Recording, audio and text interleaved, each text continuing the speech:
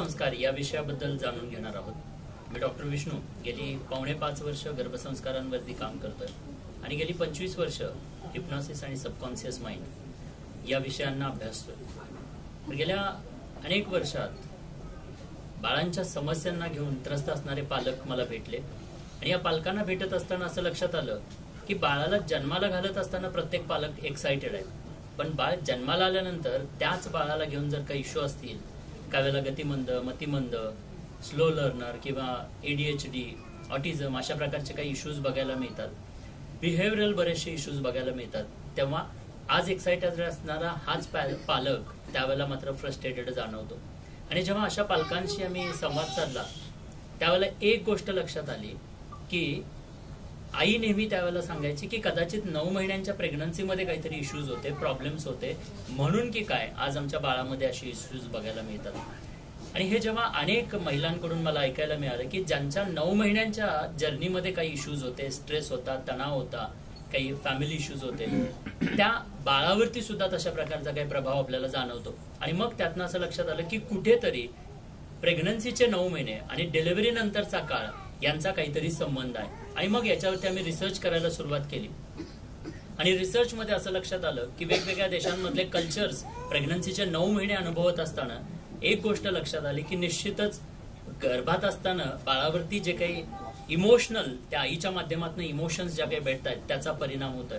Doctor Stephen reap यांचा Israel बद्दलचा एक रिसर्च आहे आणि त्या रिसर्च मध्ये ते सांगतात की आज इस्रायल अवघ्या 1,40,00,000 लोकसंख्या असणारा देश, पण आज अगदी जगात भारी आहे म्हटलं, जगावर भारी आहे म्हटलं तरी हरकत नाही. त्याचं कारण काय? डॉक्टर स्टीफन रीप सांगतात की तिथे जन्माला येत असतानाच प्रत्येक बाळ जन्मजात हुशार, बुद्धिमान, तेजस्वी, ओजस्वी बनून येत आहे. कारण का तर तिथली प्रत्येक आई, प्रत्येक गर्भवती महिला 9 महिन्यांसाठी प्रीनेटल डेव्हलपमेंटचा प्रोटोकॉल फॉलो करते. आता प्रीनेटल डेव्हलपमेंटचा प्रोटोकॉल म्हणजे काय, तर आपल्या भाषेत सांगायचं झालं तर ती गर्भसंस्कार करते आणि म्हणून अवघा 1,40,00,000 असणारा 1,40,00,000 लोकसंख्या असणारा हा देश आज जगावरती राज्य करतोय. पण तिथे आपण जर आपल्या भारताशी कम्पेअर केलं तर ज्या देशात हजारो वर्षांपासून या गर्भसंस्कारांच्या विधीबद्दल सांगितलं गेलं, इतिहासातले अनेक उदाहरण आपण पाहतो, पण आपल्या भारतात मात्र आज याच गर्भसंस्कारांच्या विधीला घेऊन आपल्यातली आजची स्त्री जी आहे ती अनभिज्ञ आहे, तिला याचं जाणीव नाहीये. तो मौल्यवान असा 9 महिन्यांचा जो काळ आहे तो कुठेतरी ती मिस करते. आणि म्हणून या गर्भसंस्कारांवरती काम करण्याचा निर्णय घेतला. जर आज आपण भारताची लोकसंख्या पाहिली तर आपण जवळजवळ 150 करोडांवरती पोहोचलोय. म्हणजे आबादी वाढते पण देश आबाद होत नाहीये. जेव्हा एखादं ऑलिम्पिक पदक आपण बघतो, कॉम्पिटिशन्स होतात, त्यावेळेला आपल्या लक्षात येतं की आज आपण कुठे आहोत. याचा अर्थ काय, क्वांटिटी वाढते पण क्वालिटीचं काय. बाय बर्थ आपण शारीरिक डेव्हलपमेंटसाठी प्रत्येक गर्भवती स्त्री काम करते. आता शारीरिक डेव्हलपमेंट म्हणजे काय, जसं की आपण प्रेग्नन्सीची गुड न्यूज मिळाल्यानंतर डाएट, आहारामध्ये आपण चेंज करतो, त्याचबरोबर वॉकिंग, एक्सरसाइज या गोष्टी करायला लागतो.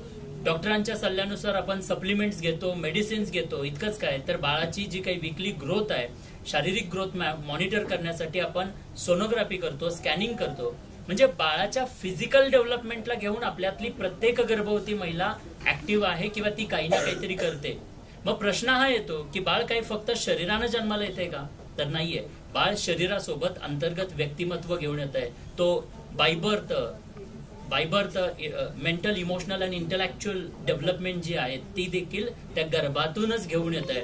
मग त्या मेंटल, इमोशनल आणि इंटलेक्च्युअल डेव्हलपमेंट बद्दलचं काय, अंतर्गत व्यक्तिमत्व जे बाळाचं आज बाय बर्थ बनतंय त्याच्याबद्दलचं काय. आणि म्हणून या गोष्टींसाठी सुद्धा काम केलं गेलं पाहिजे, कारण mind and body is a one system. मन आणि शरीर हे काही एक सिस्टीम आहे आणि ह्या दोघांच्या डेव्हलपमेंटसाठी काम केलं गेलं पाहिजे, जे की काम आज केलं जात नाहीये. आणि म्हणून मी या गर्भसंस्कार या विषयावरती रिसर्च करायला सुरुवात केली आणि आज आमचा रिसर्च पेपर पब्लिश आहे. याच्यावरती सांगायलाच अभिमान वाटतो की ही जी काही 4.5 वर्षापूर्वी केलेली सुरुवात होती याला जगभरातून उत्कृष्ट प्रतिसाद मिळतोय. 18 पेक्षा अधिक देशातील 2.5 लाखांपेक्षा अधिक कपल्सनी ही कार्यशाळा अनुभवली.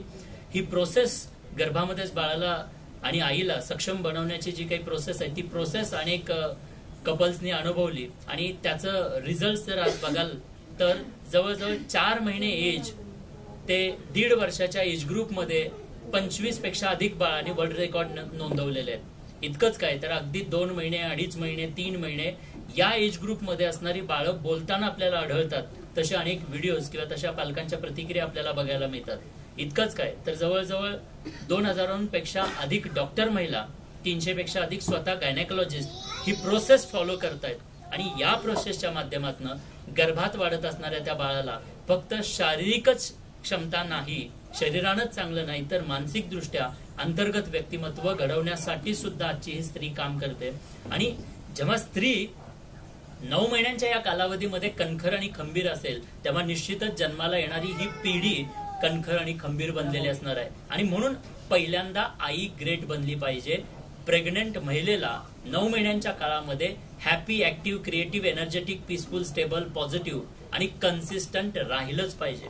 बरेचदा गर्भसंस्कार हा विषय आपल्या समोर येतो त्यावेळेला कॉमन जनतेला असं वाटतं की गर्भसंस्कार म्हणजे काहीतरी पूजापाठ, गर्भसंस्कार म्हणजे एखादा धार्मिक विधी. पण गर्भसंस्कार म्हणजे कोणता धार्मिक विधी नाहीये. खऱ्या अर्थानं गर्भसंस्कार म्हणजे काय तर आईचं मानसिकदृष्ट्या त्या प्रेग्नन्सीच्या काळामध्ये कणखर आणि खंबीर असं राहणं आहे. सर्वसाधारण जर बघितलं तर की प्रेग्नन्सीच्या काळामध्ये हार्मोनल इम्बॅलन्सेस होतात आणि या हार्मोनल इम्बॅलन्समुळे मूड स्विंग्स होणं, ताणतणाव येणं, डिप्रेशन, एन्झायटी, स्ट्रेस अशा प्रकारच्या काही गोष्टी घडत असतात. पण हे घडणं कॉमन आहे. बट हे घडत असताना सुद्धा त्या स्त्रीनं स्वतःला कसं मानसिकदृष्ट्या कणखर आणि खंबीर ठेवलं पाहिजे हे या कार्यशाळेच्या माध्यमातून मी आज शिकवतोय आणि अनेक कपल्सना हे शिकवलेलं आहे. त्यामुळे गर्भवती जेव्हा 9 महिन्यांसाठी मानसिकदृष्ट्या कणखर बनलेले असते तेव्हा निश्चितच त्याचा चांगला प्रभाव आणि परिणाम त्या गर्भात वाढत असणाऱ्या बाळावरती होत असतो. आपण म्हणतो ना की एक कुंभार रॉ मातीच्या गोळ्याला आकार देतो आणि एक माता पोटच्या गोळ्याला आकार देण्याचं काम करते. कारण जोपर्यंत ते बाळ त्या स्त्रीच्या प्लॅसेंटाला अटॅच आहे तोपर्यंत ते कोणतं इंडिपेंडंट पर्सनॅलिटी नाहीये, ते कोणी वेगळं व्यक्तिमत्व नाहीये, तर ते त्या स्त्रीच्या शरीराचा हिस्सा आहे. आणि जोपर्यंत हे बाळ त्या स्त्रीच्या शरीराचा हिस्सा आहे तोपर्यंत त्या स्त्रीच्या भावनांचा, अंतर्गत गोष्टींचा त्या बाळावरती प्रभाव आणि परिणाम होतोय. आणि म्हणून जोपर्यंत ते गर्भात वाढत आहे, त्या स्त्रीच्या प्लॅसेंटाला अटॅच आहे, तोपर्यंत बदल घडवता येणं शक्य आहे. पण एकदा का ती नाळ कापली की आपण फक्त त्या इंडिपेंडंट जन्माला आलेल्या बाळाला सांगू शकतो, बदलू शकत नाही. पण बदल जर करायचा असेल, काही चांगल्या गोष्टी जर का बाय बर्थ द्यायच्या असतील तर ते मात्र गर्भातच करता येणं शक्य आहे. इतिहासातलं एक उदाहरण आहे, आपल्याला माहिती आहे, भक्त प्रल्हादांची स्टोरी आपल्याला माहिती आहे. खऱ्या अर्थानं भक्त प्रल्हादांचे वडील कोण तर हिरण्यकश्यप म्हणजे एक राक्षस. राक्षसाचं बीज असताना सुद्धा आई प्रेग्नन्सीच्या या काळामध्ये 9 महिने त्या बाळाला जे काही एन्व्हायरमेंट देते, साधू संतांच्या त्या आश्रमातलं एन्व्हायरमेंट देते, त्याचा प्रभाव आणि परिणाम काय होतो तर जन्माला आलेलं बाळ भगवान स्वरूप भक्त प्रल्हाद म्हणून गणलं जातं. तर हे परिवर्तन घडवण्याची ताकद जी आहे ती एका स्त्रीकडे आहे. आणि म्हणून या स्त्रीला प्रेग्नन्सीच्या काळामध्ये विशेष महत्व दिलं गेलं पाहिजे. इस्रायल बद्दलचं मी सांगत होतो. इस्रायलमध्ये सर्वसाधारण तिथल्या समाजामध्ये आता त्या देशामध्ये असं कल्चर आहे की प्रेग्नन्सीची गुड न्यूज मिळाल्यापासून ते डिलिव्हरी पर्यंत त्या स्त्रीला फक्त आनंदित ठेवण्याचं काम केलं जातं. ती पूर्ण वेळ जसं आपण लॉकडाऊन मध्ये क्वारंटीन होतो तसं ती पॉझिटिव्ह एन्व्हायरमेंट मध्ये 9 महिन्यांसाठी क्वारंटीन राहते. आणि प्रत्येकाकडून, फक्त घरातल्यांकडूनच नाही तर समाजातल्या प्रत्येकाकडून त्या स्त्रीला आनंदित ठेवण्याचं कार्य केलं जातं. त्यामुळे मला वाटतं की आपल्या घरात आज आपल्या देशातली परिस्थिती आपण पाहतो की सासू सुनेचे भांडणं असतात किंवा अजून काही परिस्थिती असते आणि त्याचा परिणाम त्या स्त्रीवरती मानसिक खच्चीकरणासाठी होत असतो. पण खऱ्या अर्थानं फक्त ती स्त्री मानसिकदृष्ट्या कमकुवत बनत नाहीये, तर अशा काळामध्ये जर का स्त्री कमकुवत बनत असेल तर येणारा तो वंशाचा दिवा, तो किंवा ती येणारा वंशाचा दिवा आपण म्हणतो, ते बाळ जे आहे ते सुद्धा मानसिकदृष्ट्या, त्या बाळाचं सुद्धा मानसिकदृष्ट्या खच्चीकरण होत असतं. आणि म्हणून प्रत्येकाने, घरातले सासू सासरे असोत किंवा नवरा असो किंवा समाजामध्ये सुद्धा या प्रकारचं त्या गर्भवती स्त्रीला विशेष महत्व दिलं गेलं पाहिजे. खऱ्या अर्थानं ज्या आज कॉर्पोरेट्स आहेत, कॉर्पोरेटमध्ये सुद्धा जर का एखादी गर्भवती महिला असेल तर त्या गर्भवती महिलेच्या चेहऱ्यावरती आनंद कसा येईल, ती हॅपी कसं राहील, हे त्या तिथे असणाऱ्या प्रत्येक स्टाफनं आणि प्रत्येक व्यक्तीनं पाहिलं पाहिजे. बसमध्ये जरी एखादी गर्भवती महिला आपल्याला भेटली तर तिथे सुद्धा तिला विशेष दर्जा दिला गेला पाहिजे, तिला तिच्या आनंदासाठी काम केलं गेलं पाहिजे. कारण मी नेहमी म्हणतो, अगर देश को बेहतर बनाना है तो पहले इस देश की हर गर्भवती माँ को बेहतर बनना होगा. और छत्रपति शिवाजी महाराज जी जैसी ग्रेट संतान को पाना है तो पहले माँ जिजाऊ बनना होगा. कारण जोपर्यंत माँ जिजाऊ बनणार नाहीयेत तोपर्यंत शिवबा आपल्याला भेटणार नाहीयेत. त्यामुळे खऱ्या अर्थानं एक आई सक्षम आणि कणखर बनली पाहिजे आणि त्या आईला मानसिकदृष्ट्या भावनिकदृष्ट्या या प्रेग्नन्सीच्या काळात कणखर आणि खंबीर बनवण्याचं कार्य आज मी आणि माझी संपूर्ण टीम करत आलोय आणि त्याचे अप्रतिम असे रिझल्ट आपल्याला बघायला मिळतात. ज्या गर्भवती स्त्रियांनी त्यांच्या या 9 महिन्यांच्या प्रेसेस अशा काळामध्ये ही प्रोसेस फॉलो केली, त्यांची जी बाळं आहेत तीच बाळं आज काहीतरी वेगळं करताना आपल्याला आढळतात. इतर बाळांपेक्षा वेगळेपणा त्यांच्यामध्ये आज जाणवतो. अनेक पिडियाट्रिशियन आहेत ते सांगतात, स्वतः ज्या गर्भवती महिला आहेत, डॉक्टर गर्भवती महिला आहेत, त्या सुद्धा सांगत असतात की पिडियाट्रिशियन स्वतः असताना आज त्यांच्या बाळामध्ये जे काही बदल आहेत आणि इतर बाळांमध्ये जे बदल आहेत त्या तो खूप मोठा फरक दिसतो. WHO न बाळांसाठीचा माइलस्टोन ग्रोथ चार्ट दिलेला आहे, पण तो माइलस्टोन चार्टच्या पेक्षाही ज्या गर्भवती स्त्रीनं 9 महिन्यांमध्ये आनंदी राहून काही कार्य केलेलं आहे तिची बाळं मात्र अतिशय वेगळी जाणवतात किंवा तो माइलस्टोन खूप आधी पूर्ण करताना जाणवतात. सो आईला खऱ्या अर्थानं हे 9 महिने जे मिळालेले आहेत ते डिझायनर म्हणून मिळालेले आहेत. ज्या पद्धतीनं कुंभार त्या मातीच्या मडक्याला आकार देऊन प्रोसेसमध्ये असताना हवं त्या साईजचं, हवं त्या शेपचं, हवं त्या कपॅसिटीचं, हवं त्या क्वालिटीचं बनवू शकतो, पण कधी जोपर्यंत ते रॉ आहे त्याला आकार देत असताना प्रोसेसमध्ये असताना एकदा का कुंभारानं त्या मातीच्या भांड्याला शेकलं की त्याची बायबर्थ कपॅसिटी आपण बदलू शकत नाही. अगदी तसंच जोपर्यंत हे बाळ त्या स्त्रीच्या प्लॅसेंटाला अटॅच्ड आहे तोपर्यंत बायबर्थ कपॅसिटी ज्या आहेत ते आपल्याला बदल करता येणं शक्य आहे. म्हणजे बदल हा प्रोसेसमध्ये आपल्याला घडवता येतो, बनल्यानंतर नाही. आणि बाळ जे येत आहे ते बाळ म्हणजे फक्त त्या स्त्रीचं किंवा त्या घराण्याचं वंशाचा दिवा नाहीये, तर खऱ्या अर्थानं ते देशाचं भवितव्य आहे. आणि देशाचं भवितव्य उज्ज्वल घडायचं असेल तर गर्भातच हे एज्युकेशन दिलं गेलं पाहिजे. ज्या पद्धतीनं राष्ट्रमाता जिजाऊ माँसाहेबांनी एक पर्पज शोधून त्या पर्पज साठी 9 महिने प्रयास केला आणि 400 वर्षापूर्वी वयाच्या 16व्या वर्षी हिंदवी स्वराज्याची शपथ घेणारे छत्रपती शिवाजी महाराज यांना जन्म दिला. अगदी तसंच जर का प्रत्येक गर्भवती स्त्री आपल्या 9 महिन्यांच्या या प्रेग्नन्सीच्या काळामध्ये कणखर आणि खंबीर राहणार असेल, मानसिकदृष्ट्या ती करेजियस राहणार असेल, भावनिकदृष्ट्या ती दृढनिश्चयी अशी राहणार असेल, कणखर आणि खंबीर राहणार असेल, तर निश्चितच जन्माला येणारं हे प्रत्येक बाळ जन्मजात कणखर आणि खंबीर बनलेलं असेल. कारण शरीरानं नाही तर अंतर्गत व्यक्तिमत्वानं सुद्धा खऱ्या अर्थानं एक व्यक्तिमत्व घडतं आणि त्या अंतर्गत व्यक्तिमत्व कुठेतरी आज आपल्याकडं इग्नोर्ड आहे असं मला वाटतं. आणि म्हणून प्रेग्नन्सीचा हा 9 महिन्यांचा काळ त्या स्त्रीनं त्या गर्भातल्या बाळाला द्यायला हवं.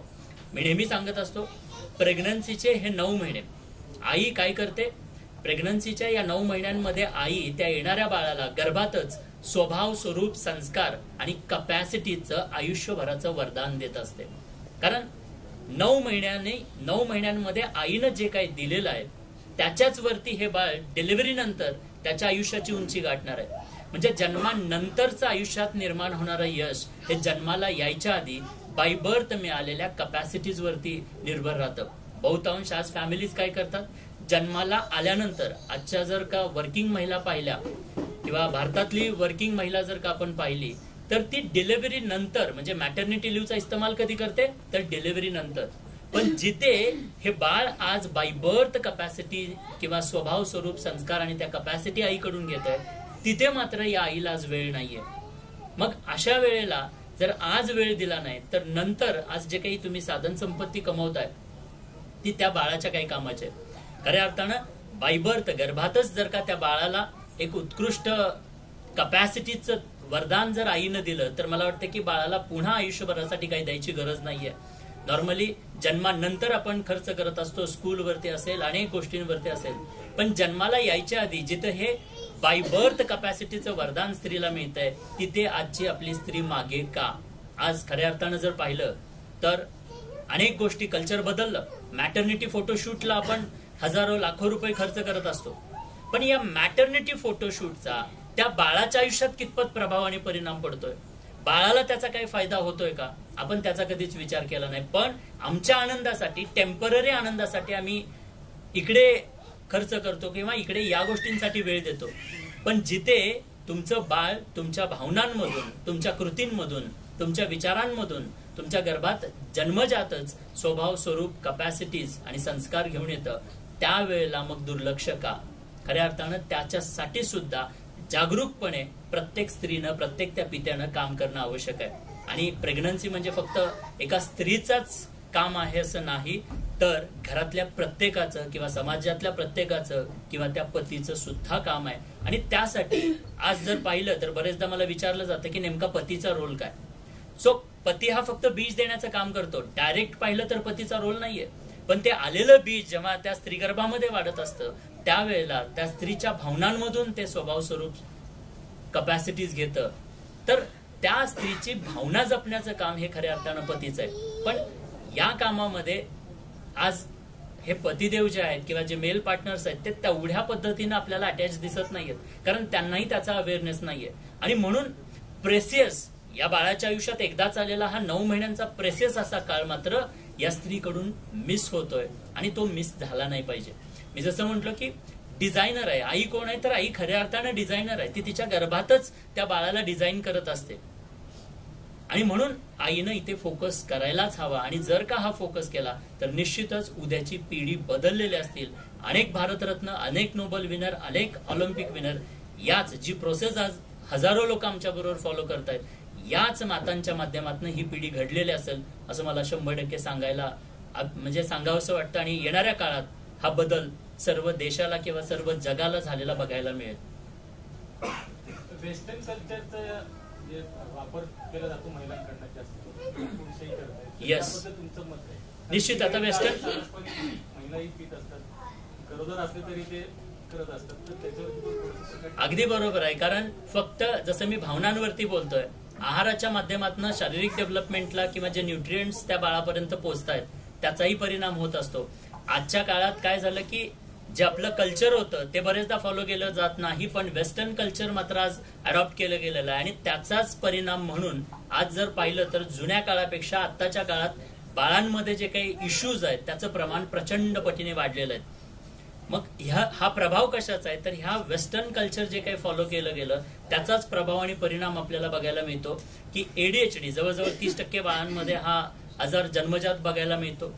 सो आमच्या paediatrician MD paediatrician Nikita बोदाडे ma'am आहेत, डॉक्टर आहेत, त्यांनी परवाच मला शेअर केलं की सर जवळजवळ 10 पैकी 7 बाळांमध्ये काही ना काहीतरी इश्यूज आपल्याला बघायला मिळतात. सो हे जे काही बदल आज बाळांमध्ये बघायला मिळतात त्याचं रूट्स हे वेस्टर्न कल्चर आहे.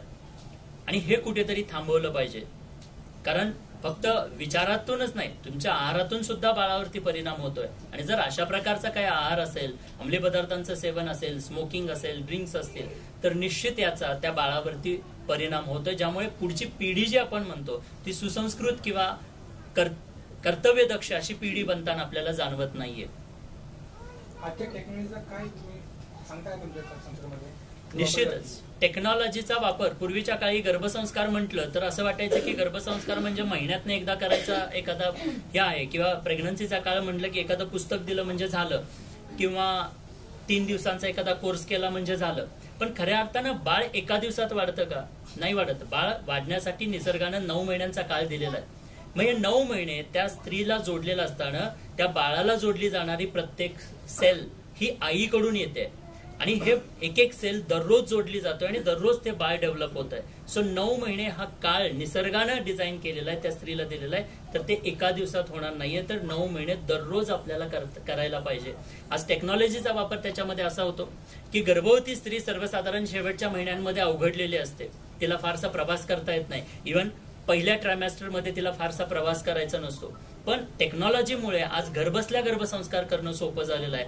ऍपच्या माध्यमातून गर्भसंस्कार चॅलेंज हे ऍप दिलेलं आहे, त्या ऍपच्या माध्यमातून त्यांना दिल्या जाणाऱ्या ऍक्टिव्हिटीज, ट्रान्स, म्युझिक, मेडिटेशन्स आणि अनेक गोष्टी आहेत जे त्यांना घर बसल्या त्यांच्या वेळेत करता येणं शक्य आहे. आणि टेक्नॉलॉजी होती किंवा टेक्नॉलॉजीचा वापर केला म्हणूनच आज दररोज ही गर्भवती महिला ऍक्टिव्ह आहे.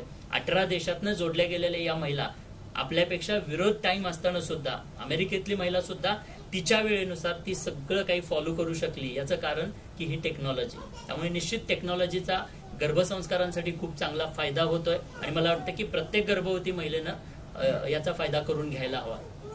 तुम्ही जे उदाहरण सांगितलं जिजामातांचं की त्यावेळेस तशा पाहिलं तर काहीच आधुनिक सुविधा नव्हत्या काय, पण आता मात्र सिझरिंग होते किंवा अनेक प्रकारचे इश्यूज निर्माण होतात. ते केवळ इच्छाशक्ती नाही किंवा काहीतरी दिशाध्येय नाही किंवा स्वप्न नाही किंवा इच्छाशक्तीच म्हणावं लागेल. तर त्याच्या पाठीमागचं कारण काय सांगा? असं म्हणलं जातं की मनानं हरलेली माणसं रानात जिंकूच शकत नाहीत आणि मनानं जिंकलेली माणसं रानात हरूच शकत नाहीत. खरं तर स्त्रीच्या आयुष्यातला प्रेग्नन्सी हा अतिशय महत्वाचा काळ आहे. पुनर्जन्म आपण म्हणतो स्त्रीसाठी. या महत्वाच्या काळामध्ये मानसिक दृष्ट्या ही स्त्री कणखर आणि खंबीर असली पाहिजे. पण आता काय झालं, कोणीतरी लिटल वाईज सोडला की बाबा प्रेग्नन्सी, मग ते लेबर पेन, मग प्रॉब्लेम झाला तर मग कसं व्हायचं. सो हा जो काही लिटल वाईज म्हणजे म्हणतात ना, the pain in mentality is more than the reality. The pain in reality म्हणजे रियालिटी मधल्या पेन पेक्षा मेंटॅलिटी मधला पेन जास्त असतो. आणि कोणीतरी तो लिटल वाईज मनामध्ये घातला मग, किंवा याच्या आधी काही तसे इन्सिडेंट्स घडलेले असतात, आणि तो पेन ते फेस करायच्या आधी, रिअलमध्ये फेस करायच्या आधी मनातच आमच्या तो पेन येतो आणि आम्ही गिव्हअप करतो. सो कदाचित हे कारण आहे. आज जर पाहिलं तर एक मानव प्राणी सोडला तर बाकी कोणाचंही एवढ्या मोठ्या प्रमाणात सी सेक्शन किंवा सिजेरियन करावे लागत नाहीत. माणसाचंच का तर माणसाला मन आहे आणि त्या मनामध्ये इतर लोकांच्या माध्यमातून एखादा विचार सोडला जाऊ शकतो आणि त्या विचारांमुळे ही महिला आज कुठेतरी गिव्हअप करते. आय अग्री की आजचं जे काही लाईफस्टाईल आपलं बनलेलं आहे त्या लाईफस्टाईलमुळे काही पर्सेंट सी सेक्शन हे करावे लागतात, कारण मेडिकल कंडिशन्स असतात. आज मेडिकल सायन्स आधुनिक झालेलं आहे आणि त्याचा वापर केला गेला पाहिजे. पण खऱ्या अर्थानं आज डॉक्टर सुद्धा सांगतात की सी सेक्शन करावं लागतं. का तर ते बाळ पुश करण्यासाठी, बाळाला नॅचरली जन्म देण्यासाठी आवश्यक असणारी ती हिंमत, ते धैर्य, ते करेज, मानसिक दृष्ट्या ती स्त्री आधीच हारलेली आहे आणि म्हणून हे मानसिक कणखर आणि खंबीर बनणं गरजेचं आहे. असं वाटतंय की तुमचा हा टोटल अभ्यास जो आहे तो गायनेकोलॉजी, न्यूरोलॉजी, सायकोलॉजी या सगळ्यांचा एक मिक्सचर आहे. अगदी बरोबर आहे. कारण आज जेव्हा माझ्या टीमकडे मध्ये बघितलं तर गायनेकोलॉजिस्ट आहेत, डायटिशियन्स आहेत, जनरल प्रॅक्टिशनर्स आहेत, आयुर्वेदाचे डॉक्टर्स आहेत आणि मी स्वतः जे काही माझा 25 वर्षाचा अभ्यास आहे, हिप्नॉसिस अँड सबकॉन्शियस माइंड, आपण म्हणतो की the power of subconscious mind. म्हणजे the power of subconscious mind फक्त पैसेच कमवायला वापरायचे का? खऱ्या अर्थाने एक चांगला देश घडवायला, चांगला माणूस घडवायला आपण वापरू शकत नाही का? द सेल्फ हिलिंग जे आपण म्हणतो, you can heal your life. Louise हे सांगतात की आपल्या अंतर्गत शरीराला आपण स्वतः हील करू शकतो. आपल्या आतमधल्या त्या सेल्सला हील करण्याचं काम कोणता बाहेरचा फॅक्टर करत नाही. आपलं अंतर्गत सबकॉन्शियस माइंड जो OS ऑपरेटिंग सिस्टीम आपल्याला मिळालेला आहे त्या पद्धतीने होत आहे. अगदी तसंच गर्भात वाढत असणारं बाळ सुद्धा कोणता बाहेरचा फॅक्टर येऊन वाढवत नाहीये.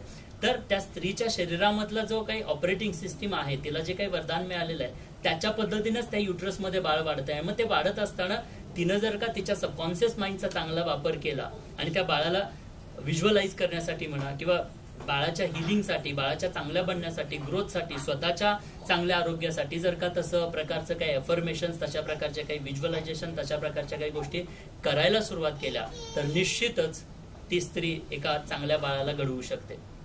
तुम्ही आता ते तुमच्या पेपर बद्दल काहीतरी बोलला होता. रिसर्च पेपर आम्ही गेल्या वर्षी रिसर्च पेपर 2023ला आम्ही पब्लिश केला. सो रिसर्च पेपर कशावरती होता तर international paper of Indian psychology यांच्या माध्यमातून हा रिसर्च पेपर पब्लिश केला. हा कॉम्पिटेटिव्ह स्टडी अनालिसिस पेपर होता. भारतातल्या ज्यांनी ही प्रोसेस फॉलो केली गेली नाही अशा 50 महिला आणि ज्यांनी फॉलो केली अशा महिला, या दोघांचा कॉम्पिटेटिव्ह स्टडी केला गेला आणि कॉम्पिटेटिव्ह स्टडीचे जे काही रिझल्ट मिळाले, मोस्टली प्रेग्नन्सीमध्ये महत्वाचे जे इश्यूज बघायला मिळतात तो म्हणजे stress, tension, anxiety, depression. So stress, tension, anxiety, depression या पॅरामीटर्स मध्ये जर का बघितलं तर ज्या स्त्रीनं ही प्रोसेस फॉलो केली त्या स्त्रियांमध्ये कसल्याही प्रकारचा स्ट्रेस, टेन्शन, एन्झायटी, डिप्रेशन्स आपल्याला पाहायला मिळाले नाहीत किंवा जर पाहायला मिळाले तर अगदी ते नॉमिनल होते. म्हणजे ज्यांनी केले नाही त्यांच्या तुलनेत अर्ध्यापेक्षाही कमी याचं आपल्याला प्रमाण आढळलं. आणि रिसर्च पेपर तो सायकोलॉजिकल स्टडी आहे की प्रेग्नन्सीमध्ये स्त्रीची कंडिशन, इमोशनल कंडिशन किंवा सायकोलॉजिकल ह्या ज्या काही टर्म्स आहेत त्या कशा आहेत आणि त्याच्यावरती काय इम्पॅक्ट होतो हा रिसर्च पेपर सांगतो. टोटल प्रोसेसचा ब्रेनच्या साईज किंवा हार्मोनल बॅलन्स याच्यावर काय परिणाम होतो, कसा आहे, याला काय सायंटिफिक? ब्रेनच्या साईज वरती असं मी म्हणणार नाहीये, बट ब्रेनच्या शार्पनेस वरती जरूर म्हणेन. ब्रेनच्या शार्पनेस वरती मी जरूर म्हणेन. आणि ओव्हरऑल जसं मी म्हटलं की जो ब्रेनचा शार्पनेस आहे त्याच्याचमुळे की आज ही जी बाळ आहेत अर्ली एज मध्ये 2 महिन्याचं किंवा 2.5 महिन्याचं बाळ तुम्हाला ओम म्हणताना किंवा काही शब्द बोलताना, स्वतःचं नाव सांगताना बघायला मिळतं. तर हा जो काही इम्पॅक्ट आहे तो गर्भात ज्या वेळेला त्या स्त्रीचं त्या बाळाशी झालेलं कनेक्शन आहे त्या कनेक्शनचं हे रिझल्ट आपल्याला सांगतात. खऱ्या अर्थाने मी वारंवार सांगतोय की स्त्रीच्या भावनांचा त्या बाळावरती परिणाम होतो याची प्रूफ आहे. त्याची प्रूफ काय? आपण पाहतो की दोन व्यक्ती म्हणजे तुम्ही आणि तुमचा लहान किंवा मोठा भाऊ, बहीण किंवा भाऊ, तुम्ही दोघे एकसारखे आहात का? नाहीयेत. पण मेडिकल सायन्स असं सांगतं की जर DNA सेम असेल, आई वडील सेम असेल, तर जन्माला येणारं बाळ सुद्धा सेमच असायला पाहिजे. मग दोघांमध्ये फरक का? फरक या कारणाने आहे की ज्या वेळेला पहिलं बाळ त्या स्त्रीच्या गर्भामध्ये होतं त्यावेळेला भलेही आई वडील सेम आहे, DNA सेम आहे, पण एक गोष्ट वेगळी आहे. आणि ती वेगळी गोष्ट कोणती?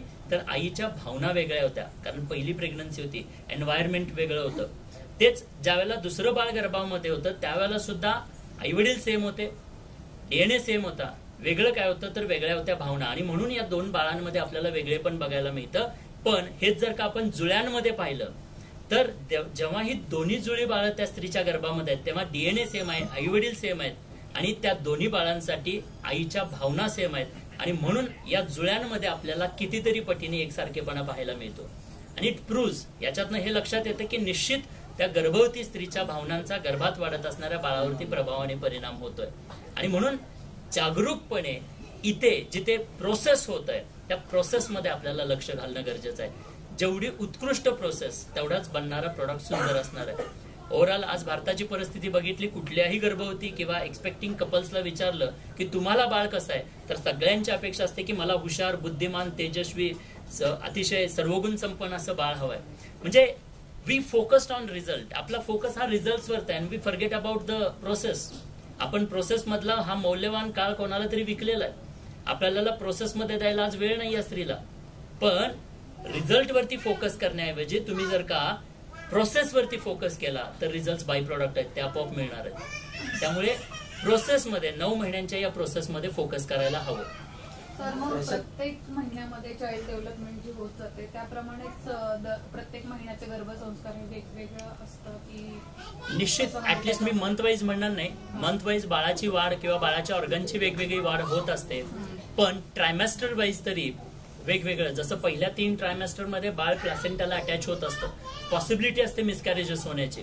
मग मिसकॅरेजेस इव्हन आमच्याकडे अशा काही महिला आम्हाला बघायला मिळाल्या की ज्यांचे 5-5, 6-6 वेळेला मिसकॅरेजेस झालेले आहेत. आणि आता त्यांना भीती आहे की मी पुन्हा आता कन्सिव्ह करू किंवा बाळाला जन्माला घालू की नाही घालू. सो हा लिटल वाईज मनामध्ये बसलेला होता आणि त्यामुळे वारंवार सिरीज ऑफ मिसकॅरेजेस होतात. जेव्हा हा मनातला लिटल वाईज आम्ही काढून टाकला त्यावेळेला ती नॅचरली बाळाला 9 महिन्यांपर्यंत वाढवू शकली आणि बाळाला जन्म पण देऊ शकली. सो तसा हा पहिला ट्रायमेस्टर आहे. तसं सेकंड ट्रायमेस्टर आणि त्याचबरोबर थर्ड ट्रायमेस्टर. जसं थर्ड ट्रायमेस्टर येतो तेव्हा सुद्धा स्त्रीला भीती वाटायला लागते की बाळ जन्माला येणार आहे, मग प्रॉब्लेम तर होणार नाही ना, नॉर्मल डिलिव्हरी होईल का, सी सेक्शन होईल का, अशा अनेक प्रश्न तिला पडलेले असतात. पायावरती सूज येणं, अशा अनेक गोष्टी होत असतात. त्यामुळे या ऍटलिस्ट ट्रायमेस्टर वाईज तरी हा प्रोग्राम वेगवेगळा असला पाहिजे. आम्ही जेव्हा 9 महिन्यांच्या जर्नीमध्ये दररोजच्या प्रॅक्टिसमध्ये घेऊन जातो तेव्हा मंथ वाईज वेगवेगळ्या ऍक्टिव्हिटीज आम्ही त्यांच्याकडून करून घेतो. जसं की पहिला ट्रायमेस्टर आहे थोडंसं फिजिकल एक्झर्शन्स, मेंटल एक्झर्शन्स त्यांचे कमी व्हायला पाहिजे, पीस आणि स्टॅबिलिटी जास्त असायला हवी, त्यासाठी आम्ही निश्चित काम करतो. आणि डिलिव्हरी जशी जवळ येईल प्रत्येक मंथ वाईज वेगवेगळे मेडिटेशन्स, वेगवेगळे ऍक्टिव्हिटीज, वेगवेगळे टास्क आपण त्यांना डिजाइन करून देतो. ऐसा कोई एग्जांपल है आपके साथ अभी आपने जो डिलीवरी भी है वो बच्चे हो गए, ऐसा कोई एग्जांपल्स है? यस, आज बहुत सारे हमारे GSC मॉम्स, GSC मॉम कहते हैं, म्हणजे 4 महिला आमच्या सोबत 9 महिन्यांच्या या प्रवासामध्ये जोडल्या. इव्हन इनफॅक्ट जे बाळ पहिल्यांदा 2 महिन्याचं असताना काही ओम बोलत होतं तर त्यांची आई आणि ते बाळ स्वतः आलेलं आहे, आपण ते पाहू शकतो. सर शेवटचा प्रश्न. Yes. आता मुलांची संख्या जास्त आहे, मुलांची संख्या जास्त आहे आणि मुलींची संख्या कमी आहे, म्हणजे मुली मिळत नाही आणि मुलांची संख्या जास्त आहे. याच्यात तुम्ही गर्भसंस्कार मध्ये काही मेसेज देता का? हा प्रश्न जरी आजचा असला तर याच्यासाठीचं कर्तृत्व काही वर्षापूर्वीच आहे. म्हणजे काही वर्षापूर्वी ज्यावेळेला गव्हर्नमेंटनं कोणते नियम लावलेले नव्हते त्यावेळेला जे काही घडलं, त्या पिढीनं जे काही केलं त्याचे रिझल्ट आता आपण बघतोय की आज मुलींची संख्या कमी आहे. पण सुदैवानं गव्हर्नमेंटनं त्याच्यावरती प्रतिबंध आणले आणि आज ही परिस्थिती बदलताना आपल्याला जाणवते. त्यामुळे मुलगा किंवा मुलगी हा प्रश्नच उरत नाही, कारण कोणतीही मुलगी आज कुठल्याही बाबतीत कुठे मागे राहिलेली नाहीये. सो देशाचं नाव मोठं करत असताना जेवढी मुलगा करू शकतो, मला वाटतं की आजच्या काळात त्याच्याही पेक्षा जास्त मुलगी करू शकते. हा 2 महिन्याचा होता. तेव्हाचा व्हिडिओ मी तुम्हाला शेअर करेन. 2 महिन्याचा असताना तो जो काही बोलायचा, एवढा छान प्रतिसाद द्यायचा. मॅडम, तुमच्या प्रोसेस बद्दल आणि नमस्ते, मी श्रुती माने. मी 8 मंथ्स प्रेग्नेंट असताना मी जॉईन केलं होतं GSC. त्याच्या आधी मला काही माहिती नव्हतं आणि तेव्हा कोविडचा टाइम होता, फर्स्ट वेव्ह होती आणि मी 8 मंथमध्ये जॉईन केलं तेव्हा माझा HB खरं सांगते कमी होता आणि प्रेग्नन्सीमध्ये कॉम्प्लिकेशन्स असे होते की मला डॉक्टरांनी सांगितलं होतं की ट्रॅव्हल नका करू, हेवी काही लिफ्ट नका करू आणि सगळं ओके स्मूथली झालं. अफर्मेशन्सनी खूप अफेक्ट केले, म्हणजे विदिन 1 मंथ मला त्याच्यातले रिझल्ट तरी आले. आणि समर्जितमध्ये प्रेग्नन्सीच्या वेळेस मी अफर्मेशन्स मध्ये नॉर्मल डिलिव्हरी अँड ऑल, सगळं हेल्दी बेबी. आणि ड्यू डेटच्या 2 डेज आधी मला असं कळलं की त्याच्या नेकला 2 लूप्स ऑफ कॉर्ड्स आहेत आणि डॉक्टरांनी सांगितलं की नाही, आपण नॉर्मल डिलिव्हरी करणार.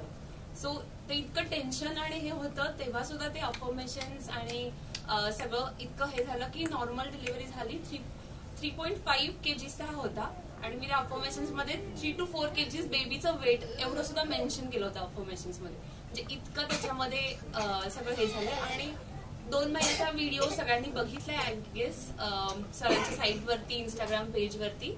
तर मी जेव्हा प्रेग्नेंट होती तेव्हा माझे सासरे रोज देवाची पूजा करतात आणि ओम हे ते 3 times बोलायचे आणि ते सगळ्यांच्या कानावरती पडायचं. 2 months मध्येच हे अगदी क्लिअर हे ना ओम असं म्हणायला होतात की म्हणजे ते आमच्यासाठी सुद्धा खूप शॉकिंग होतं.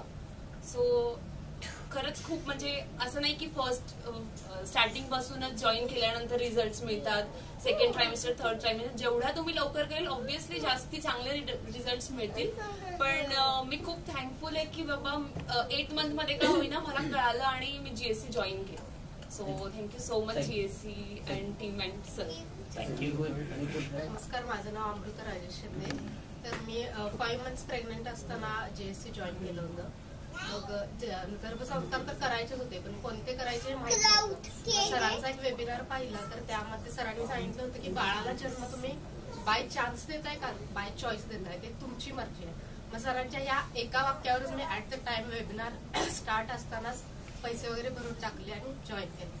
त्याच्यानंतर मग खूप छान चालली रुटीन, कारण पहिले 4 महिने तर मी फक्त झोपून काढले होते कारण काहीच करत नव्हते, एवढा आळस यायचा. पण नंतर 5व्या महिन्यात जेव्हा जॉईन केलं तेव्हा भरपूर ऍक्टिव्हिटीज असल्यामुळं आणि बाळाच्या ब्रेन डेव्हलपमेंटसाठी सर जे जे सांगायचं ते सगळं पटायला लागलं. म्हणजे तुम्ही जे करताय ते बाळाच्या फ्युचरसाठी करताय, तर तुम्हाला स्वतःला ऍक्टिव्ह राहावं पाहिजे म्हणून ब्रेन डेव्हलपमेंट ऍक्टिव्हिटीज केल्या, सगळं केलं, जे जे पेंटिंग वगैरे आहे ते सगळं केलं. त्याच्यानंतर 6व्या महिन्यात जो अॅनोमनी स्कॅन झाला प्रेग्नेंट असताना त्याच्यामध्ये असं दिसून आलं की बाळाचं गॉल ब्लॅडर नाहीये. ते प्रत्येक स्कॅन 6वा झाला, 7वा झाला, 8वा झाला, 9वा झाला, एकाही स्कॅन मध्ये दिसलं नाही. मग त्याच्यानंतर 6वा झाल्याच मी सरांना कॉल केला, पर्सनल कॉल, की सर असं असं झालंय की आणि गॉल ब्लॅडर दिसत नाहीये बाळाचं, काय करूया. अफर्मेशन्स तर होतेच कंटिन्यू चालू, पण मी सरांकडून पर्सनल ट्रान्स घेतला आणि तो पर्सनल ट्रान्स मी कंटिन्यू 9 months ऐकत राहिले. सरांनी माझ्यासाठी सेपरेट दिला होता. 9 months नंतर डिलिव्हरी झाली. डिलिव्हरी झाल्यावर एक बाळाचा स्कॅन असतो छोट्या बाळाचा, सोनोग्राफी केली पहिली जन्मल्यावर पण त्यातही दिसलं नाही. आणि हायडा स्कॅन म्हणून असतो तो केला 7 days बेबी असताना, तर त्याच्यामध्ये मग दिसून आलं की बाळाला गॉल ब्लॅडर आहे. तर ह्या सगळ्या माझ्या प्रवासात मला कुठेही निगेटिव्ह वाटलं नाही किंवा अशी निराशा आली नाही, कारण सरांचा जो पर्सनल ट्रान्स होता आणि सरांचा एवढा मोठा GSCचा सपोर्ट होता त्यामुळे मला वाटलं की आपल्या बाळात काही नाही, असं होणारच नाही. आणि त्यामुळे त्याच्यानंतर बाळात पण बऱ्याच ऍक्टिव्हिटीज दिसून आल्या की बाळ लहान असताना 7 महिन्याचा असताना त्याने योगा ट्राय केला, 8 महिन्याचा असताना तो इंडिपेंडेंटली स्वतःच जिनासमधून आला आणि 4थ्या महिन्यात असताना सर त्राटक सांगत होते. त्राटक एक ऍक्टिव्हिटी असते, तो मी प्रेग्नन्सीत करत होते. हा 4थ्या महिन्याचा होता, मी दिवा लावताना घेऊन बसले होते मांडीवर, तर तो कंटिन्यू तो दिवा पाहू लागला. म्हणजे तेव्हा पोटात केलेली ऍक्टिव्हिटी त्याला जन्मताच ती प्राप्त झाली होती आणि तो तेव्हा करत होता. अशा बऱ्याच गोष्टी केल्या आणि ते नंतर एक्स्ट्रा ऑर्डिनरी ग्रास्पिंग आहे लक्षात आलं म्हणून आम्ही म्हणलं ट्राय तर करूया वर्ल्ड रेकॉर्डसाठी. म्हणून मग याचे व्हिडिओज वगैरे Kalam's world book of world record म्हणून चेन्नईत आहे इंडियन, आणि युकेची एक आहे world wide book of world record, तिथे रजिस्टर केलं दोन्हीकडे. आणि दोन्हीकडे त्याचे at the age of 1.5 year त्याचे वर्ल्ड रेकॉर्ड झालेले आहेत. एक आहे तो extraordinary grasping capacity power मध्ये झालाय आणि दुसरा आहे की 300 आयटम्स त्यांना 40 minutes आयडेंटिफाय केले. झालेली आहे. थँक्यू. तुम्ही पण सांगू शकता की आधी कन्सिव्ह झाल्यानंतर ऍक्च्युली आनंदाचा क्षण हा दोघांसाठी पण असतो, पण त्याचा जो गायडन्स असते की मुलगा मुलगी कोणी असतो ते जन्माला आल्यानंतर तुम्हाला जन्म कशासाठी द्यायचा आहे किंवा त्याचं नेचर काय असावं, तुम्हाला कसा हवा आहे याचं गायडन्स किंवा कसं त्याला चालना द्यायची ते काहीच आपल्याला माहित नसतं. म्हणजे आमच्या पर्सनल एक्सपिरियन्सच्या बाबतीत असं होतं की आम्हाला काहीच गायडन्स नव्हता, फक्त आम्हाला सरांच्यामुळे काही गायडन्स मिळाला आणि आम्ही तो फॉलो केला. म्हणजे आम्ही म्हणण्यापेक्षा की कन्सिडर ते स्त्रीनं कष्ट घेणं फार महत्वाचं आहे आणि त्याला मी सपोर्ट म्हणजे तिच्या नवऱ्यानं सपोर्ट करणे तितकंच गरजेचं आहे, कारण ते केलं जात नाही. काही अशा ठिकाणी आपल्याला दिसून येते आणि थोडक्यात ते कन्झ्युमर नंतर थोडा आळस येतो. तो आळस दूर करून ते कष्ट घेणं हे फारच महत्वाचं असतं. ते तिनं करून दाखवलं, म्हणून आज आम्हाला गर्व आहे की असा एक चांगला मुलगा आम्हाला रत्नासारखा मिळालाय. तो पण सरांचं गायडन्स मिळवलेलं, सरांना मी थँक्यू म्हणतो त्यासाठी. सरांच्या प्रत्येक ह्याला म्हणजे जी बाळ येतात ती भारतरत्नच होणार सरांच्या ह्याला हे वाक्य आहे आणि त्यामुळे आम्ही तर आता घडवतोय, पण नक्कीच आशा आहे की जीएससीचे जे बेबी असतील ते नक्कीच भारतरत्न होतील एक दिवस. मी डॉक्टर राजेंद्र फिसके आहे, मी जॉईंट स्पेशलिस्ट आहे आणि आज मी मुद्दाम माझे सर्जरी वगैरे पोस्टपोन करून सरांचे धन्यवाद करायला आणि सरांना भेटायला इथे आलो आहे. मी तुम्हाला बाकी प्रोसेस बद्दल मी जास्त बोलणार नाही, पण सरांनी जे आम्हाला एक पॉझिटिव्ह ॲटमॉस्फिअर क्रिएट करून दिलं, दोन गोष्टी मला खूप आवडल्या जीएससीच्या. एक तर पॉझिटिव्ह ॲटमॉस्फिअर आणि डिसिप्लिन.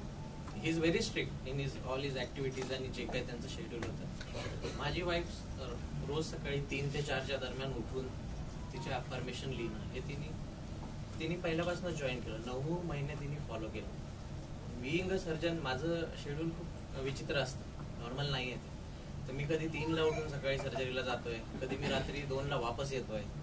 तर मला हे जाणवायचं की तरी या सगळ्या याच्यात ती एकटी सकाळी 3 ते 4च्या दरम्यान रोज उठून ते लिहिते, ज्या काही ऍक्टिव्हिटीज होत आहेत त्या सगळ्या फॉलो करते. आणि जेव्हा जेव्हा मी घरी यायचो पूर्ण 9 महिने आमचं डिस्कशन हेच राहायचं की आज जीएससीच्या ग्रुपमध्ये हे झालं, आज ऍक्टिव्हिटीमध्ये ते झालं. सो ओव्हरऑल 9 महिने पूर्ण पॉझिटिव्ह ॲटमॉस्फिअर होतं.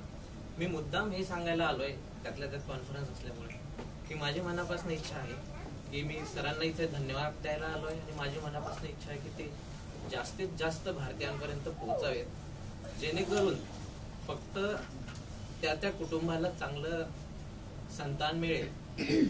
फक्त ते त्यांचं एम नाही आहे, जेणेकरून आपल्या भारताला खरंच परत एकदा शिवाजी महाराज मिळतील, परत भगतसिंग मिळतील आणि आपल्या देशाचं परत आणखी चांगलं होईल. नमस्कार, मी डॉक्टर आरती फिसके. मी जीएससी माझ्या 4th मंथ ऑफ प्रेग्नन्सीमध्ये जॉईन केलं होतं. तर मी खूप अँशियस होते जेव्हा मी फाइंड आउट केलं की मी प्रेग्नेंट आहे. ही माझी फर्स्ट प्रेग्नेन्सी होती. तर मी व्हिडिओज, तर मी स्वतः डॉक्टर आहे, मी बरेच व्हिडिओज पाहिले होते, पण सरांचं जे वेबिनार मी बघितलं ते खूपच अपिलिंग होतं आम्हा दोघांसाठी पण. तर आम्ही एकही म्हणजे क्षण विचार न करता आम्ही लगेचच रजिस्ट्रेशन केलं. आणि जीएससीचं असं आहे की they are full of positivity. तर माझे इनिशियल जे स्कॅन्स होते त्यामध्ये काही मायनर कॉम्प्लिकेशन्स होते. तर internet is open to everyone. तर मी सर्च केलं तर it is full of negativity. मी गुगलवरती सर्च केलं तर internet will first give you the worst possibility. मी काही गायनॅकशी कन्सल्ट केले, माझे फ्रेंड्स. तर सगळेजण पहिले worst possible case to be on safer side worst सांगतात. पण जे जीएससीमध्ये मी जेव्हा माझ्या क्वेरीज टाकल्या ते ऑल वर so positive. Specially Sayali ma'am, त्यांनी मला सांगितलं की be positive, right affirmations, believe in yourself. तर आय थिंक मी ते सगळं निगेटिव्हिटी दूर करून स्वतःवर विश्वास ठेवला. आणि अफर्मेशन, लॉ ऑफ अट्रॅक्शनबद्दल मी ऐकलं होतं, पण I was not really convinced. But because of GSC मला कळालं की मी स्वतः एक्सपिरियन्स केलं. By the end of pregnancy माझ्या ह्या कॉम्प्लिकेशन्स देवर ऑलमोस्ट नेग्लिजिबल. आणि मला एक वेगळाच कॉन्फिडन्स आला. आणि जसं की सरांनी सांगितलं, आय वॉज ऑलमोस्ट अलोन. तर GSC was my only companion in this my journey of pregnancy.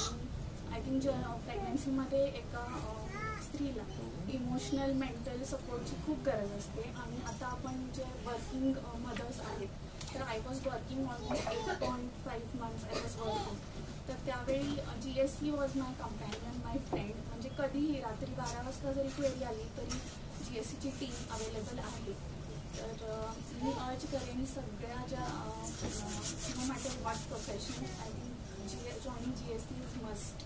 कारण it is full of positivity, it is full of support which you need in your journey of pregnancy. And I am immensely thankful and grateful to Vishnu sir for giving this positivity and this charm in our life. Thank you so much. Actually आम्ही इथे आलो की would like to attach with GSC for further दिस. आणि खरंच मला असं वाटतं की जे सर काम करतात आणि जे मनापासून बोलत आहेत, ऍक्च्युली बिईंग सर्जन तुम्हाला मी फ्रँकली सांगतो की गर्भसंस्कार हे जे ऐकल्यानंतर आहे त्याच्यानंतर जो माझा थॉट प्रोसेस होता की हां तुम्ही आता ह्या पूजा सांगणार, 1 महिन्याची ही पूजा करा, तर 2nd ट्रायमेस्टरला हे, त्याच्यामध्ये माझा काही फारसा विश्वास नाही. त्याच्या आधी एक वेबिनार सांगितलं होतं, त्याच्यानंतर मी गर्भसंस्कारचा विषय बाजूला ठेवला होता. मला वाटलं होतं हे नाही आहे. पण एका संडेला सरांचा होता आणि माझ्या वाईफने म्हटलं की तसंही तुम्ही घरी आहे, तसं तर तुम्ही नसतं आहे, तर तुम्ही 1 तास बसायला. मी सरांचं ऐकलं आणि ही विचार करत होती माझी वाईफ की आपण जॉईन करायचं की नाही. तोपर्यंत मी पेमेंट करून दिली होती सरांची की आपल्याला करायचंच. कारण मला जे काय ते बोलले असं वाटलं की हा माणूस मनापासून बोलतोय आणि जे काय बोलतोय ते मनापासून त्यांचं त्यांची करण्याची इच्छा आहे. नमस्कार, मी तृप्ती झगडे. From the first month of pregnancy me GSC join केलं होतं. सो देवाचा एक आशीर्वाद मिळाल्यासारखं मला ते मिळालं. आणि मी वर्किंग आहे, मी ॲज अ इंजिनियर काम करते. थोडंसं हेक्टिक शेड्यूल होतं, खूप स्ट्रेस असायचा. पण असं कधीच वाटलं नाही की अख्ख्या प्रेग्नन्सीमध्ये माझ्या मिस्टरांच्या त्यांच्या बिझनेसमुळं आम्ही कंटिन्यू एकत्र राहू शकत नव्हतो. म्हणजे महिन्यातून 1-2दा अशी आमची भेट व्हायची. तर तरीसुद्धा पूर्ण या प्रोसेसमध्ये मी पॉझिटिव्ह राहू शकले ओनली बिकॉज ऑफ GSC. सगळी टीम खूप सपोर्टिव्ह आहे आणि तुम्हाला निगेटिव्हिटी तुमच्या आसपास जरी आली तरी तिला कसं टॅकल करायचं ही ट्रिक आपण इथं शिकतो. ॲफर्मेशन लाईक मॅजिक वर्क करते. त्याचा रिझल्ट असा मिळाला की माझी बेबी जेव्हा 4 महिने 19 दिवसाची होती तेव्हा इंटरनॅशनल बुक ऑफ रेकॉर्ड्समध्ये तिचं वर्ल्ड रेकॉर्ड रजिस्टर झालं. तर आम्हाला सगळ्यांना तिच्याबद्दल खूप अभिमान वाटला आणि त्याच्यासाठी पूर्ण GSC आणि BRCची टीम, स्पेशली सर आणि सायली मॅम यांचे मी खूप खूप आभार मानते. आणि सगळ्यांचे एकत्र एफर्ट्स आहेत टीमचे की इतका छान प्रोग्राम त्यांनी सेट केलाय जो की प्रत्येक प्रेग्नेंट वुमननी फॉलो केला पाहिजे अशी माझी इच्छा आहे. Thank you ma'am. Yes ma'am. नाम रीमा बोरा है. सो हमने GSC ज्वाइन किया था तभी कोविड पीरियड ही था.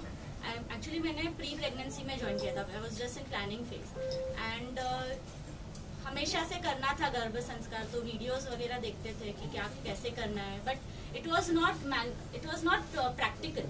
तो हमने ये सर का जब वेबिनार देखा तो हमने इमीडिएटली ज्वाइन किया उसको. एंड सर का जो वेलकम कॉल होता है, अभी आपने इतने लोगों से सुना नेगेटिविटी नहीं आती है, तो मैं सिर्फ एक ही चीज बोलूंगी कि वेलकम कॉल में ही सर बता देते कि नेगेटिविटी से दूर रहना है. No negative news, no negative channels, कुछ भी नेगेटिव से दूर रहना है हमेशा. और सेकेंडली उन्होंने जो बताया कि हम दोनों से एक्टिविटी कराई उन्होंने कि पहले तो तुम लोग बच्चा चाहिए पर क्यों चाहिए, उसका पर्पस होना चाहिए. बच्चा तो हर कोई पैदा करता है, बट हमारा बच्चा स्पेशल क्यों होना चाहिए वो उन्होंने बताया. तो वो एक हिट कर गया कि नहीं हमको भी करना है. और वो एक्टिविटी करके हमारे में भी बॉन्डिंग बढ़ा. सो और बाकी प्रेगनेंसी में अगर कुछ भी डाउट्स होते हैं तो ग्रुप होता है, व्हाट्सएप ग्रुप होता है, प्लानिंग फेज का ग्रुप, या फिर first trimester, 2nd trimester, 3rd trimester. मुझे फर्स्ट जब प्लानिंग का अभी तक याद है कि जैसे ही मैंने ग्रुप में डाला कि I have conceive and we were planning from a year, तो इतने लोग खुश हो गए. मतलब जैसे कि हम हमेशा सर बोलते हैं कि GSC इज अ फैमिली. तो एक लेडी ने मुझे कॉल किया, उसने मुझे पूछा कि even I am planning from 1 year, आपने क्या क्या किया मुझे बताओ. तो मैंने उससे बात की और हम लोग देखा भी नहीं एक दूसरे को, कभी कुछ बात नहीं, नाम भी नहीं जानते, but we connected so nicely. 1 घंटा हम लोग एक दूसरे से बात कर रहे थे जैसे कि वो मेरी पुरानी फ्रेंड है. और उसके बाद हम लोग प्लानिंग फेज में पूरे ग्रुप में सब लोग ने इतने कॉन्ग्रेचुलेशंस डाले. सबको मैंने ग्रुप में भी बड़ा मैसेज डाला कि तुम लोग भी क्या क्या कर सकते हो. एंड देन सर का जो पूरा एक्टिविटी का रहता है, ट्रांस करना, आई एक्सरसाइज करना, त्राटक करना, वो सब इतना बेनिफिशियल हुआ एंड रिजल्ट मेरे सामने था कि ये जब बॉर्न हुई आई एक्सरसाइजेस कंटिन्यूसली इधर से उधर करती थी एंड देन ऑब्जर्वेशन, उसका ऑब्जर्वेशन इतना अच्छा है कि सब कुछ देखना है उसको, मम्मा क्या कर रही है, पापा क्या कर रही है, और वापस वो रिपीट करना है, सेम टू सेम डिट्टो करेगी। फिर वो पेन का हमेशा ऐसे करती थी, I am a teacher so pen मैंने बहुत यूज किया है और वर्किंग वुमेन थी मैं, तो हमेशा ऐसे ऐसे करती रहती थी। लेग मूवमेंट, जैसे कि लेग में ऐसे एक्सरसाइज करती थी मैं हमेशा प्रेगनेंसी में, लाइक विथ माई फुट, मैं अभी हाथ से दिखा रही हूँ, तो वो हमेशा फुट से ऐसे करती थी। सो दैट वाज लाइक इतना अमेजिंग था ना वो सब देखना, और शांत है हमेशा, कोई भी कभी भी कहीं पे भी जाओ शांत रहती है, हमेशा अंडरस्टैंडिंग है, उसको ज्यादा मुझे बताने नहीं पड़ता है, एक लाइन में वो समझ जाती कि हाँ ऐसा ऐसा है। और मैं ये बताना चाहती हूँ सबको कि मुझे ये टी शर्ट भी मिला था GSC की तरफ से, this is designer of my baby, so I had one in pregnancy itself. फिर ये सर का बुक है, उसमें भी मेरा आर्टिकल सर ने डाला है, तो बहुत प्राउड मोमेंट होता है। Thank you. मैं सिर्फ एक ही बात बताऊंगी कि so GSC is a one-stop solution for all the problems, and you get courage and confidence in all the 9 months to face any difficulty. Thank you. नमस्कार, माझं नाव प्रणिता आणि ही माझी बेबी आहे. आत्ता ती 2 years कंप्लीट होईल, बट आय एम आता हे सगळ्यांनी BRC GSC बद्दल ऑलरेडी इन्फॉर्मेशन तर दिलीच आहे सगळ्यांनी की हाऊ इट इज बेनिफिशियल. मला एक म्हणजे माझा एक्सपिरियन्स फक्त शॉर्टमध्ये मी सांगते. सो मी 4th month मध्ये जॉईन केलं होतं आणि त्यावेळेस मला स्वतःला असा डाऊट होता की ह्या सगळ्या ऍक्टिव्हिटीज करून खरंच त्याचे रिझल्ट्स आपल्याला मिळणार आहेत का. बट मला एक प्राऊडली सांगावं असं वाटेल की मी जे जे अफर्मेशन्स लिहिले होते आणि सरांच्या ऍक्टिव्हिटीज आहेत, अफर्मेशन्स त्राटक ट्रान्स असतात आणि सरांचे सेशन्स पण असायचे, जे ऐकून कम्प्लिटली ते जे आपलं मी वर्किंग आहे, सो जे मी काम करायचे त्याच्यामुळे खूप नेगेटिव्ह थॉट्स यायचे, ते पूर्ण ब्रशअप होऊन जायचे. आणि अफर्मेशन्स ही अशी गोष्ट आहे की मी ते अजूनही फॉलो करते डेली बेसिसवरती. आणि माझं जे लाईफबद्दल अफर्मेशन्स लिहिते, not only for my baby, but मी जे काही अफर्मेशन्स लिहिते ते सगळं खरं झालंय आतापर्यंत. सो हे मी सांगताना पण माझ्या अंगावर काटा येतं लिटरली, कारण मी माझ्या बेबीबद्दल जे जे डिस्क्राईब केलं होतं एक्झॅक्टली तेच आहे, म्हणजे ती त्याचा रिझल्टच आहे. इव्हन आम्ही कुठेही बाहेर गेलो, इव्हन हॉटेलमध्ये वगैरे पण, तर आम्हाला लोक येऊन विचारतात की ही 1.5 वर्षातच A to Z सगळं बोलायला लागली विथ ग्रामर, म्हणजे मराठी ग्रामर ती प्रॉपर यूज करून सगळं बोलते, सगळं ऍड्रेस करते. सो हे मी नाही पाहिले अजून तरी माझ्या एक्सपिरियन्समध्ये की 1.5-2 वर्षांचं बेबी एवढं शुद्ध बोलू शकतं, एवढे सगळे ऍक्टिव्हिटीज करू शकतं. रायटिंग वगैरे तिला सगळं प्रॉपर माहिती आहे, सर्कल काय आहे, डॉट काय आहे, स्ट्रेट लाईन्स सगळं माहिती. So even she is in day care, तर ती 2 तास जेव्हा डे केअर मध्ये असते तेव्हा तिचे जे टीचर्स आहेत, केअरटेकर्स आहेत, त्यांची आम्हाला येऊन असं हे असतं, म्हणजे सांगणं असतं की मॅम तुम्ही काय केलं होतं की ही अशी बेबी तुम्हाला मिळाली आहे, म्हणजे जी शांत पण सांगितल्यानंतर गोष्टी पण ऐकते, अंडरस्टँडिंग पण आहे आणि ऍक्टिव्ह पण आहे. So I am very very thankful. म्हणजे एक ब्लेसिंग आहे GSC, आणि त्याचंच पुढचं एक्सटेन्शन म्हणू शकतो आपण BRC. तर BRC मधून पण खूप जास्त गोष्टी मिळाल्या ज्यामुळे आम्ही क्रिएटिव्ह झालोय moms. After being mom creativity आयुष्यातली खूप संपून जाते असं सगळ्या मॉम्स रिलेट करतील. बट मी एक सांगू इच्छिते की मी आधी क्राफ्ट आणि आर्टमध्ये खूप होती आणि बेबीमुळे आता नाही शक्य होत, बट मी ती सगळी क्राफ्ट आणि क्रिएटिव्हिटी माझी पूर्ण रेसिपीजमध्ये टाकते आणि मी एव्हरीडे काहीतरी 3 ते 4 रेसिपीज नवीन नवीन शोधून काढण्याचा स्वतः प्रयत्न करते. So I am very thankful to Vishnu sir and our team. Thank you.